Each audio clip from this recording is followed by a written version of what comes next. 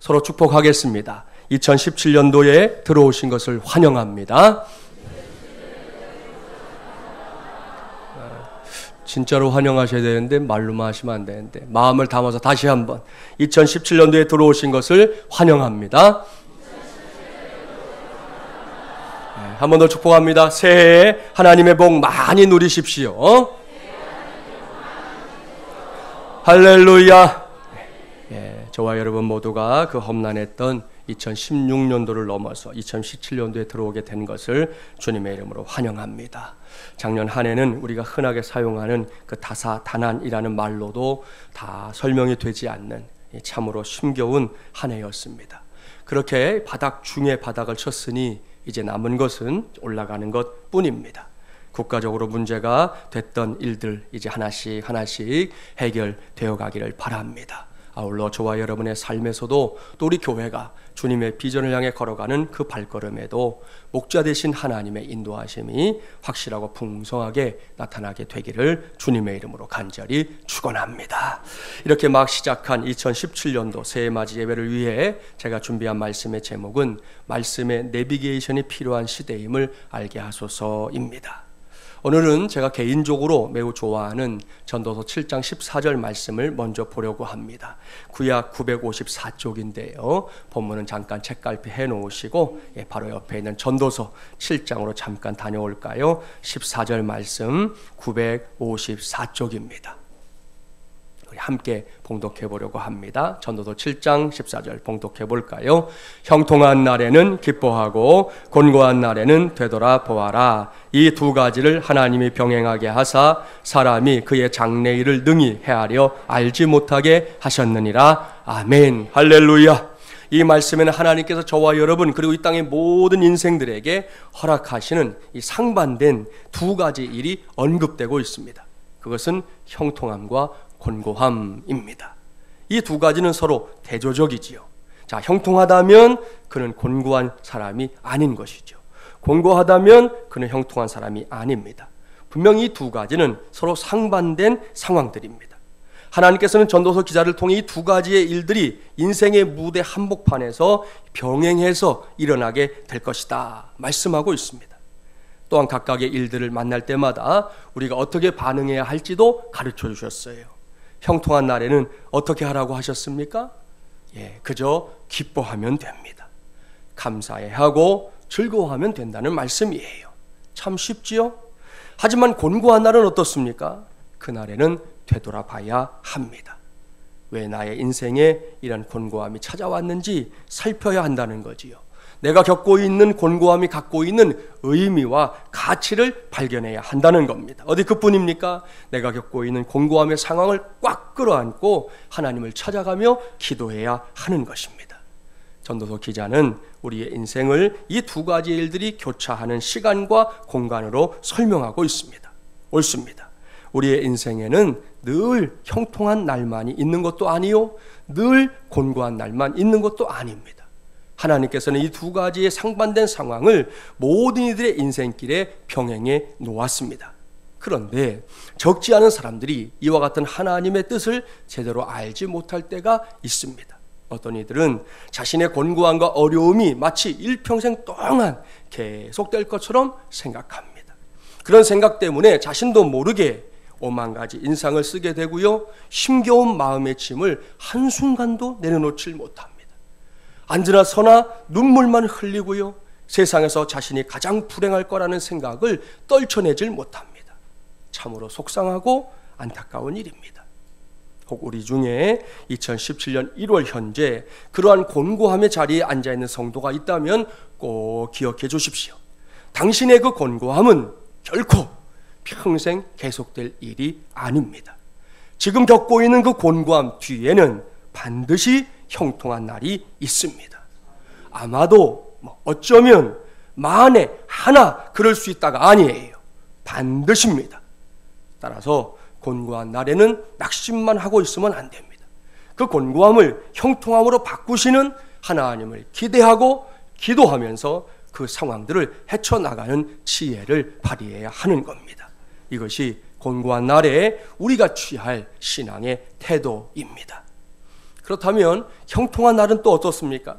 물론 형통한 날도 평생 계속되는 건 아니에요. 형통하다 보면 곤고함을 경험하는 날도 옵니다. 그런데 여기에서 제가 매우 불만스럽게 여기는 것이 하나 있어요. 그것은 적지 않은 사람들이 곤고한 날의 고민과 좌절은 시간적으로 매우 길게 여기는데 반해 형통한 날로 인한 기쁨은 상대적으로 너무 짧게 누리는데 그친다는 겁니다. 저는 그동안 목회를 하면서 이런 경우를 참 많이 봤습니다. 아마 여러분도 공감할 내용이라 생각해요. 적지 않은 사람들이 곤고한 경험의 시간들을 길게, 그것도 매우 길게 여깁니다.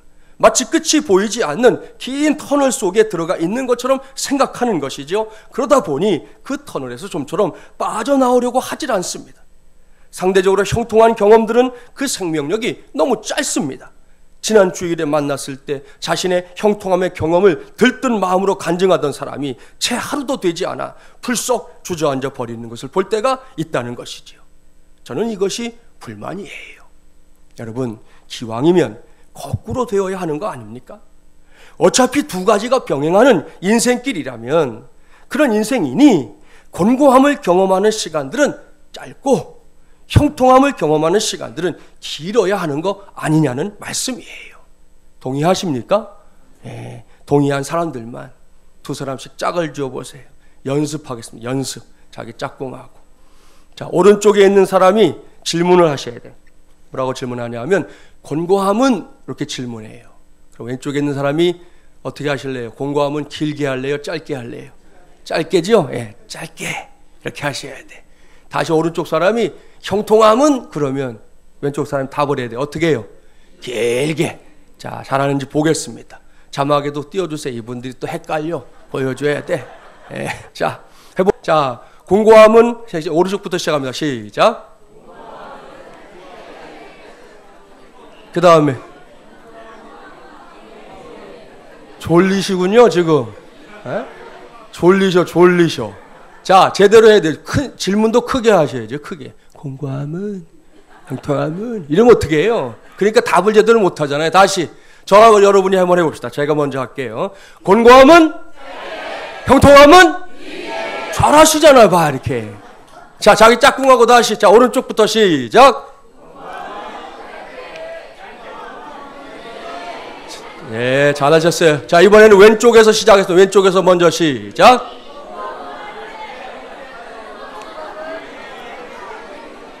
할렐루야. 네. 하여튼 막 웅얼 다 했어요. 다 했어요. 네. 저는 오늘 2017년도를 시작하면서 처음으로 주신 이 말씀에서 바로 이 점을 주목하려고 합니다. 오늘 우리에게 주신 말씀은 시편 147편인데요. 이 말씀 속에서도 하나님께서 우리의 인생 속에 이 병행해 놓으신 형통함과 곤고함이 그대로 드러나고 있습니다. 먼저 형통함을 볼까요? 본문 12절부터 14절까지의 말씀 함께 봉독합니다. 12절부터 14절입니다. 예루살렘아 여호와를 찬송할지어다. 시온아 내 하나님을 찬양할지어다. 그가 내 문빗장을 견고히 하시고 내 가운데 있는 너희 자녀들에게 복을 주셨으며 내 경내를 평안하게 하시고 아름다운 빌로 너를 배불리시며. 아멘. 할렐루야. 이 말씀은 길게 설명하지 않겠습니다. 한 가지만 물어보면 됩니다. 사랑하는 여러분, 여러분은 여기서 빼버리고 싶은 것이 하나라도 있습니까? 지금 읽으신 말씀 중에 요건 나 싫어, 빼고 싶어, 있어요? 없을 겁니다. 시인은 먼저 하나님을 찬양하고 있어요. 그런 다음에 선포합니다. 하나님께서 너의 문빗장을 견고하게 하신답니다. 이것은 우리의 인생의 안정감을 약속하는 말씀이에요. 우리의 삶에서 안정감이라는 것이 얼마나 중요한 것인지 다 알 겁니다. 오늘 예배전 동영상에도 잠깐 소개됐는데요. 작년에 우리나라는 지진이 결코 먼 나라의 일이 아니구나 하는 걸 경험했어요. 그때 뉴스에 소개됐던 사람들의 모습 기억나시죠? 그야말로 깜짝 놀라서 어찌할 바를 몰라 하는 많은 사람들의 모습이 TV를 통해서 생중계됐습니다. 안정감이 깨진다는 것은 바로 그런 거예요. 그런데 다른 사람이 아닌 온 천하의 주인이신 하나님께서 우리의 문빗장을 견고하게 해주신다 약속합니다. 그러니 이것이야말로 복이 아니겠습니까? 그뿐이 아닙니다. 부모들의 입장에서는 항상 관심의 1순위인 자녀손들에게 복을 주시겠다고 했고요. 더불어 내가 살고 있는 삶의 자리에 평안을 주시겠다는 것이고 심지어 우리의 배도 불러 주시겠다. 그렇게 말씀합니다. 이러니 뭐 하나 버릴 게 없지 않습니까? 조금 전에 2017년도가 시작됐는데요. 저와 여러분 가운데 그리고 우리 교회가 걸어가는 그 길 가운데 이러한 형통함의 복이 할 수 있는 한 길게 정말이지 길게 누려지게 되기를 주님의 이름으로 축복합니다. 여러분 모두가 아멘으로 말씀을 받았는데요. 그것이 끝이 아니라는 거 아시죠? 형통함과 함께 우리의 인생 속에 찾아오는 또 다른 손님이 남아 있습니다. 바로 곤고함 말입니다. 이제는 곤고함에 관한 말씀을 보겠습니다. 본문 16절, 17절 함께 봉독합니다. 16절과 17절 말씀입니다. 눈을 양털같이 내리시며 소리를 재같이 흩으시며 우박을 떡부스러기같이 뿌리시나니 누가 능히 그의 추위를 감당하리요.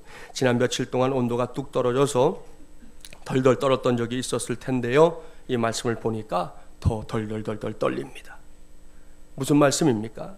어렵지 않습니다. 온 세상이 마치 겨울 왕국처럼 얼어붙어 버릴 때가 있다는 거예요. 지금 우리가 사는 세상이 그렇습니다. 이번 지난 주간 한 이슬람 원리주의자 아버지가 7살과 9살 어린 딸의 두 딸을 테러범으로 만든 동영상이 전 세계에 알려져서 사람들이 막 경악을 했어요. 경악을. 바로 저 사람이에요. 이 동영상에서 아버지는 딸에게 뭘 하려는 것이냐 라고 물었고 저 어린 딸이 대답합니다. 폭탄 공격이요. 아주 천진난만하게 대답해요. 그런 다음에 그들을 죽이고 싶냐? 질문하니까 이 아이가 인샬라 신의 뜻대로 그렇게 대답해요. 이렇게 대답한 7살짜리 딸은 얼마 뒤에 폭탄 허리띠를 차고요. 경찰서로 들어갔고요. 부모가 원격으로 그 폭탄을 터뜨렸습니다. 그래서 경찰서 안에서 이 아이가 폭탄과 함께 사라지고 말았어요. 너무나 안타깝고 기가 막힌 일이 아닐 수 없습니다. 이런 이야기 너무 멀리 느껴지시나요? 그렇다면 좀 당겨서 생각해 볼까요? 여러분은 우리가 살고 있는 이 세상이 어떤 세상이라고 생각합니까? 우리가 두 다리를 딛고 서 있는 대한민국 제대로 돌아가고 있습니까? 아마도 그렇다고 생각하는 사람 단 한 사람도 없을 것 같아요.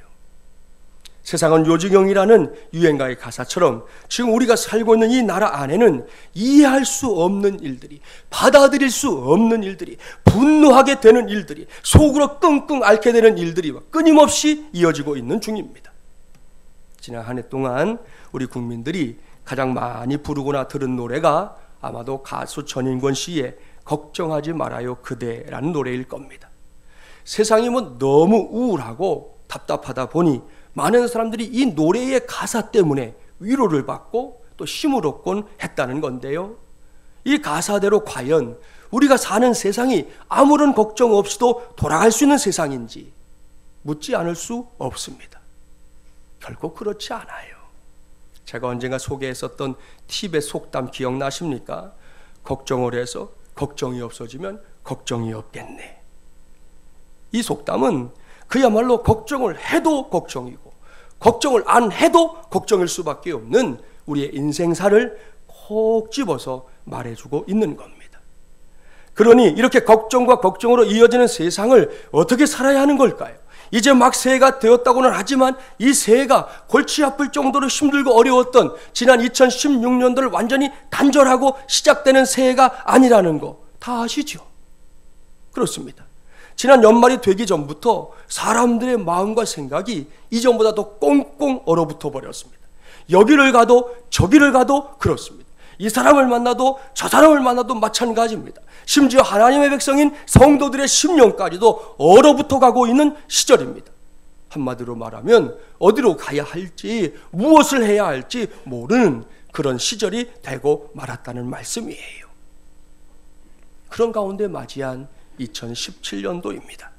그러니 우리는 앞으로 이 한 해를 어떻게 살아가야 되겠습니까?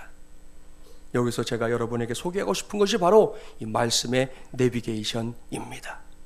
내비게이션이 무엇인지 아시죠? 처음에 내비게이션이 제품으로 시장에 나왔을 때 그때는 그게 뭘 의미하는 것인지 모르는 사람들이 태반이었어요. 하지만 요즘은 개인 자가용에는 물론이고 우리의 손에 들고 다니는 이 스마트폰 안에도 이 내비게이션이 다 장착되어 있기 때문에 이 단어를 모르는 사람들이 거의 없을 정도입니다. 아무튼 내비게이션이란 저 우주에 떠있는 인공위성의 신호를 받아주는 GPS라고 하는 그런 장치가 있는데, 그 장치를 이용해서 지도를 보이거나 또 지름길을 찾아주어서 자동차를 운전하는 사람들 도와주는 저런 장치 혹은 프로그램을 가리켜서 내비게이션 그렇게 부릅니다. 이런 장치가 없었던 시절에는 운전자들이 길을 찾을 때 사용할 수 있는 것이 이 지도책뿐이었습니다. 제가 이걸 준비하면서 찾아보니까 이게 얼마나 반가운지, 얼마 만에 보는 지도책인지 모르겠더라고요. 제가 전임전도사 시절에 운전을 배웠는데요, 그때 담임 목사님 모시고 신방할 때마다 저런 책을 딱 펼쳐놓고 오늘 신방할 집까지를 이제 그림을 그리는 거예요. 근데 한 코스만 그리지 않고 A 코스, 막히면 B 코스, 막히면 C 코스 이렇게 정해서 머릿속에다가 그 지도를 이렇게 집어넣고 다녔어요. 그래서 그때 제 별명이 이래봬도 김길이었습니다. 김길이었어요. 청년 사역할 때는 청년들이 데이트 코스를 물을 때 저한테 전화를 했어요. 목사님, 오늘 누구랑 어딜 가려고 그러는데 어느 길을 좀 가면 좋을까요? 물어보면 제가 다 가르쳐 줬어요. 그 정도로 길에 대해서 자신이 있었기 때문에 내비게이션이 나온 뒤에도 또 제 차에 제 제자가 그걸 달아줬어요. 그랬는데도 저는 내비게이션을 아주 우습게 여겼습니다. 그까짓 거 없어도 얼마든지 성도들의 집을 찾아다닐 수 있었기 때문입니다. 그러다가 제가 결정적으로 내비게이션에게 두 손을 들어버린 운명의 날이 드디어 찾아왔습니다. 그날도 저는 나름대로 코스를 이렇게 정해서 여기가 막히면 저기로, 저기가 막히면 여기로 길을 바꿔가며 운전을 했는데요, 그동안의 경험과는 달리 계속 길이 막히는 거예요. 그래서 밑져야 본전이다 생각하면서 제 차에 그때 달려있었던 내비게이션, 지금은 T맵이라고 불리지만 옛날에는 네이트 드라이브였어요. 네이트 드라이브를 작동시켰는데요, 우와, 놀라운 일이 일어났어요. 여기저기 막힌 것을 어떻게 그렇게 다 피해가면서 저를 안내해 주는지 말이에요. 그 모든 상황들이 제게는 이전에는 경험하지 못했던 하나의 신세계였습니다. 그러니 우리 가운데도 있겠지만 길치라고 불리는 사람들에게 이 내비게이션은 어떤 존재겠습니까? 교회 용어로 바꾸죠. 축복의 통로지. 그렇잖아요. 길치들에게 내비게이션은 축복의 통로가 됐어요. 사랑하는 마주물리랑 가족 여러분, 오늘은 그러한 내비게이션의 놀라운 기능을 염두에 두고 저와 함께 하나님의 말씀을 살필 수 있기를 바랍니다. 앞서 말씀드린 대로 온 세상이 꽁꽁 얼어붙어 버린 듯이 되어버린 그런 상황 속에서 우리가 가장 힘써야 할 것이 무엇일까요?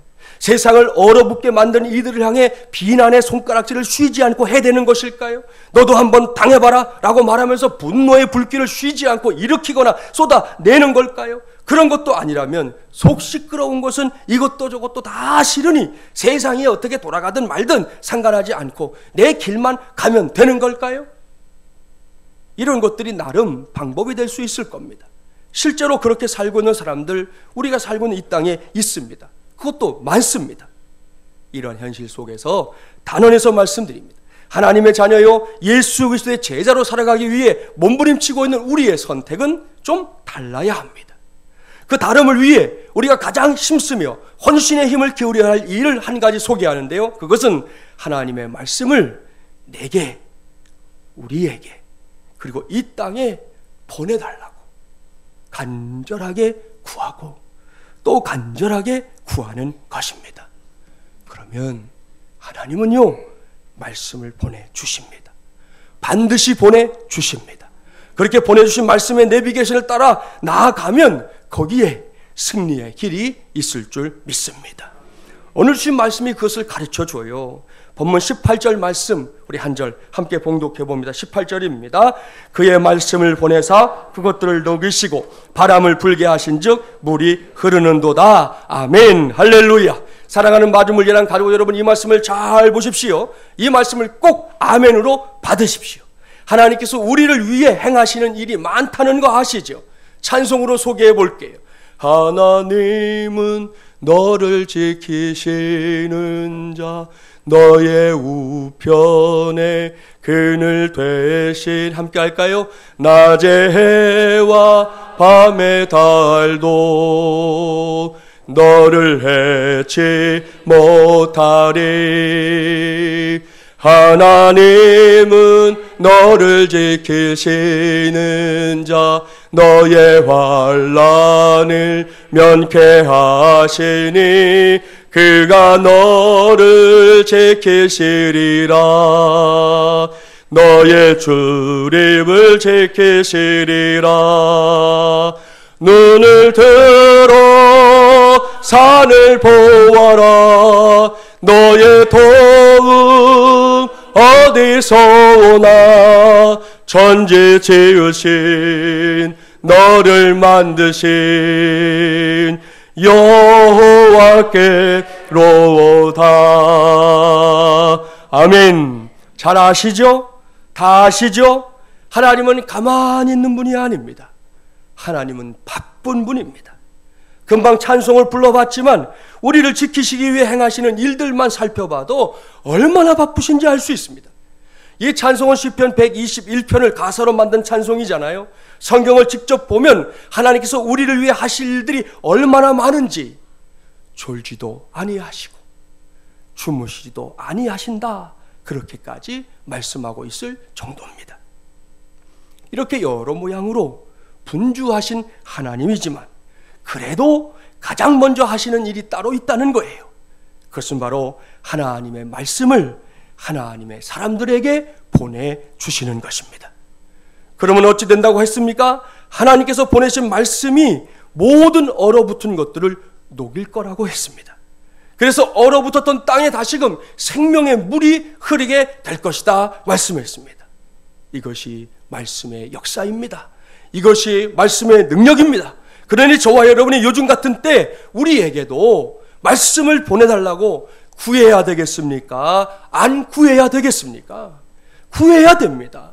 무조건 구해야 합니다. 그러면 하나님은 반드시 말씀의 내비게이션을 우리에게 보내주실 줄 믿습니다. 할렐루야. 여기서 주의사항 한 가지, 하나님의 말씀을 구하고 받되 하나님의 말씀은 하나님의 말씀으로 받아야 한다는 겁니다. 예를 들어 볼게요. 한 젊은 그리스도인이 체계적인 성경 공부를 하는 일에 좀 게을렀어요. 그는 매일 아침에 성경책을 가지고 무작위로 딱 펼쳐가지고 처음 눈에 들어오는 구절을 하나님께서 주시는 그날의 말씀으로 받아야지, 그렇게 결심했어요. 예전에 청교도들이 이런 방법을 썼다는 이야기가 전해지긴 하는데 제가 개인적으로 생각할 때 좋은 방법 아니에요. 아무튼 어느 날 아침에 이 형제는 조심스럽게 성경을 딱 펼쳤습니다. 그의 시야에 들어온 첫 번째 구절, 마태복음 27장 5절. 유다가 은을 성소에 던져놓고 물러가서 스스로 목매어 죽은지라. 이 젊은이가 깜짝 놀랐어요. 아무리 자신이 그렇게 하기로 마음을 먹었지만 이 말씀을 도저히 그날 내게 주시는 말씀으로 받을 수가 없잖아요. 여러분 같은 받겠어요? 그래서 심호흡을 가다듬고 기도를 한 다음에 다시 한번 펼치기로 했습니다. 딱 펼쳤는데 이번에 나온 말씀은 누가복음 10장 37절. 예수께서 이르시되 가서 너도 이와 같이 하라 하시니라. 큰일 났어요. 마음이 막 불안해지는 거예요. 그래서 3세판이잖아요. 우리는 3세판. 마지막으로 딱 한 번만 더 성경을 펼치기로 한 거예요.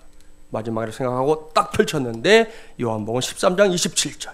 이에 예수께서 유다에게 이르시되 내가 하는 일을 속히 하라 하시니라. 이렇게 나왔다는 거죠.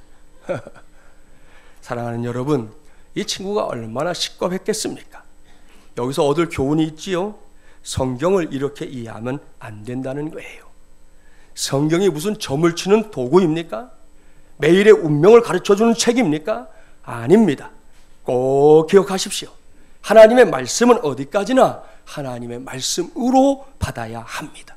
그 이상도 그 이하도 필요하지 않다는 거예요. 광고 드린 대로 오늘 주보 안에 말씀 카드 하나 넣어드렸잖아요. 이 카드는 앞서 소개한 젊은이가 한 것처럼 이렇게 뽑기용 카드가 아닙니다. 제가 이번에 알았어요. 이걸 준비하는 과정에서 좀 알아볼 일이 있었게 알아보다 보니까 우리 한국에서 지금 한국 교회와 관련해서 이런 일을 하고 있는 좀 큰 그런 그 업체가 있거든요. 거기에 저는 이걸 부탁해가지고 그 내용으로 이제 만들려고 했더니 그건 안 되고 본인들이 만들어 놓은 200구절 정도의 말씀 카드가 있는데 그걸 무작위로 보내준다는 거예요. 그러면 성도들이 뽑아가지고 그래가지고 자기 말씀으로 받도록 그렇게 한다는 거예요. 그래서 됐다 그러고 그냥 다 치워버리고 따로 만들었어요. 따로 만들었는데 여러분 이렇게 뽑기용 카드가 아니에요. 이 시간에 하나님께서 목사를 통해 보내주신 말씀을 1년 내내 붙잡고 살라는 의미로 만들어드린 카드입니다. 여러분 이 말씀 하나만 단단히 붙잡아도 우리를 얼어붙게 만든 것들이 녹아내리는 역사가, 그래서 생명의 물이 흐르는 역사가 우리 가운데 왕성하게 일어나게 될 줄 믿습니다. 이 월남 이상재 선생님이 예수님을 믿게 된 계기가 있습니다. 선생님이 사진에도 나오지만 독립운동을 하다가 순사에게 붙잡혀서 감옥에 들어갔어요. 감옥에 들어갈 때 자기가 죄인이라고 생각하는 사람은 별로 없어요. 하물며 독립운동하다가 감옥에 들어갔으니 얼마나 억울했겠습니까? 억울하고 분해서요 잠이 안 오는 거예요. 뒤척이고 있는데 그 감옥 마룻바닥에 이 골과 골 사이에 종이가 하나 이렇게 돌돌돌 말려 있더래요. 심심하던 차였고 호기심도 생겨서 이게 뭐지 하고 꺼냈습니다. 딱 펴보니까 그 종이에 마태복음 5장 38절부터 40절 말씀이 적혀 있는 거예요. 또 눈은 눈으로 이는 이로 갚으라 하였다는 것을 너희가 들었으나 나는 너희에게 이르노니 악한 자를 대적하지 말라. 누구든지 내 오른쪽 뺨을 치거든 왼편도 돌려대며 또 너를 송사하여 속옷을 가지고자 하는 자에게 겉옷까지도 가지게 하며. 이상재 선생님이 이 글을 보고는요 본인의 고백이에요. 픽 하고 웃었대는 거예요. 말도 안 돼. 이게 말이 안 되는 글이라는 거예요. 그러나 버리지는 않고 다시 돌돌돌 말아서 그 자리에 집어넣었대요. 다음 날이 됐는데 소일거리가 없으니까 이상하게 그 종이를 또 한번 펴보고 싶더랍니다. 뭐라 그랬더라? 이가 어떻고 눈이 어떻고 그랬는데 선생님이 다시 그 종이를 꺼내 읽었어요. 그러면서 속으로 이게 말이 되나? 하면서 다시 돌돌돌 말아서 집어넣었어요. 다음 날도 또 꺼내 읽으면서 이걸 누가 실천해? 하면서 또 돌돌돌 말아서 집어넣었답니다. 이러기를 며칠 동안 반복하다가 그만 이분이 예수님을 영접했어요. 저는 성경에서 다른 말씀도 아닌 이 말씀을 듣고 예수님을 믿게 되었다는 사람의 이야기는 이 이상재 선생님 처음이에요. 아무튼 이 말씀은 하나님께서 이상재 선생님이 보내신 말씀이 되었습니다. 이상재 선생님이 나중에 고백했어요. 나는 그 쪽지에 사로잡혔노라. 사랑하는 마주물예랑 가족 여러분 보십시오. 말도 안 되는 것 같은 그 한 절의 말씀이 한 사람의 영혼을 흔들어 놓았습니다. 얼어붙어 있었던 그를 확실하게 녹여내는 위대한 말씀이 되었던 것이지요. 이제는 저와 여러분의 차례입니다. 앞서 쭉 말씀드린 대로 새롭게 시작한 2017년도는 시작부터 얼어붙은 가운데 시작됐다고 말할 수 있습니다. 이 나라의 현실이 그렇습니다. 나라가 그렇다 보니 부득불 그 안에 살고 있는 국민들도 저와 여러분의 삶도 영향을 받지 않을 수 없습니다. 그러나 여기서 우리 모두는 알아야 합니다. 형통함이 있으면 곤고함이 있듯, 곤고함이 있으면 뭐도 있어요? 형통함도 있는 것입니다. 이미 얼어붙어 있는 상태이니 더 이상 얼어붙을 것은 의미가 없습니다. 이제는 녹일 때라는 것이죠. 기왕 녹일 거라면 완전히 녹여야 할 때라고 우리는 믿고 그 믿음으로 걸음을 떼는 2017년이 되기를 바랍니다. 그러니 가만히 있지 말고 구합시다. 다른 그 무엇이 아닌 하나님의 말씀부터 구합시다. 하나님의 말씀을 내게, 우리에게, 우리 교회에, 이 나라에 보내주시기를 구합시다. 그리할 때 하나님은 우리에게도 말씀의 내비게이션을 보내주실 줄 믿습니다. 그리고 말씀의 내비게이션을 따라 그 길을 갈 때 제가 처음으로 이 내비게이션의 신세계를 경험했던 것처럼 저와 여러분 모두가 2017년도라는 새로운 시간과 공간 속에서 이전보다 더 위대한 하나님의 역사를 체험하게 될 줄 믿습니다.